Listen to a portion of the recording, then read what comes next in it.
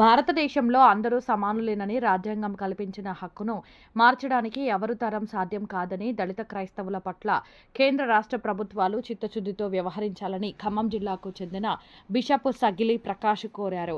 చిత్తూరులోని Roman Catholic church నందు క్రైస్తవ మత పెద్దలు సమావేశం నిర్వహించారు. ఈ సమావేశంలో ఆయన మాట్లాడుతూ క్రైస్తవుల పట్ల అన్యాయంగా వ్యవహరిస్తే చూస్తూ ఊరుకోమని హెచ్చరించారు. వ్యతిరేకమైన చట్టాలను తీసుకొచ్చి దళిత క్రైస్తవులను భయభ్రాంతులకు గురి చేయరాదని అన్నారు. ఎవరైతే దళిత క్రైస్తవులు ఉన్నారో వారికి అందరికీ ఎస్సీలుగానే పరిగణలోకి తీసుకొని వారికి అందించే ప్రతి పథకాన్ని కూడా అందించాలన్నారు.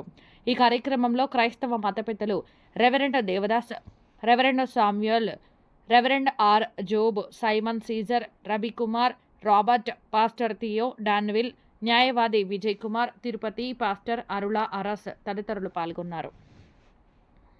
కొత్త కొత్త క్లాసులు ఎఫ్సిఆర్ఏలో ఇనుమడింపజేస్తూ ఉన్నారు. అవి మాకు దాని యొక్క అవగాహన కల్పించడం లేదు, మాకు తెలియట్లేదు. వచ్చే వాళ్ళంతా కూడా ప్రభుత్వానికి ఆపుగా ఉండేటటువంటి అధికారులు వస్తున్నారు.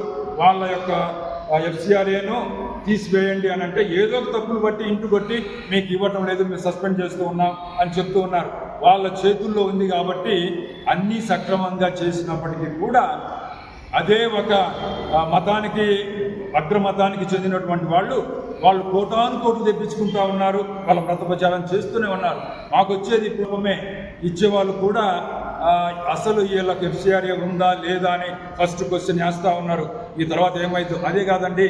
ఈ ఎఫ్సిఆర్ ఒక దుష్టమైనటువంటి ఆలోచన ఏంటి అని అంటే, ఇదిగో ఈ పీరియడ్లో నా యొక్క ఎఫ్సిఆర్ఏ రూల్స్ రెగ్యులేషన్స్ సరిగా లేకపోతే మీరు మమ్మల్ని ఎట్నో గట్ట రద్దు చేయాలని అనుకుంటారు. కానీ ఈ విదేశీ ధనం వలన వాళ్ళకి సహాయం వలన మేము చేసినటువంటి అభివృద్ధి కార్యక్రమాలను కట్టినటువంటి స్కూల్స్ అయితేనేమి, హాస్పిటల్స్ అయితేనేమి అన్నింటిని కూడా వాళ్ళు తీసుకొని వాళ్ళు ఇష్టారాజించారు. అన్యాయం.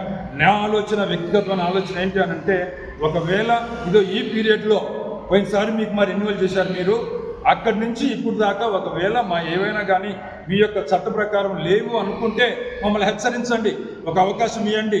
మేము మొండిగా